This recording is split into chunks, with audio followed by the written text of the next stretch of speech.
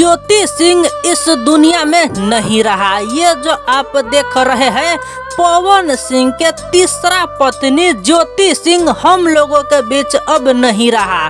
देखिए, जब से पवन सिंह चुनाव लड़ने के वादा किया तब से ज्योति सिंह के पूरे खानदान मिल के तब पवन सिंह के चुनाव जिताने में लग चुके। अनाधुन चुनाव प्रचार किया, बहुत सपोर्ट किया, लेकिन इस समय जब ज्योति सिंह चुनाव लड़ने के दावा किया तो पवन सिंह हर तरह से ज्योति सिंह के चुनाव में बाधा डालने की कोशिश करने लगे। यहाँ तक कि अपने कार्यकर्ता से ज्योति सिंह के दबाव भी दिवाने लगा और उसे धमकी भी दिवाने लगा कि ज्योति सिंह चुनाव नहीं लड़ेगा और वो जहां से चुनाव लड़ेगा वहीं से हम लोग ज्योति सिंह के हरा देंगे। इसलिए ज्योति सिंह के काफी टेंशन हुआ, परेशान हुआ।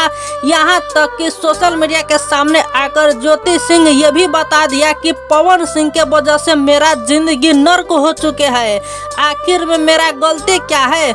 मैं तो पूरे कर्म धर्म के साथ तब पवन सिंह के पत्नी बन के रह रहा हूँ, लेकिन पवन सिंह हमें इग्नोर करता रहा।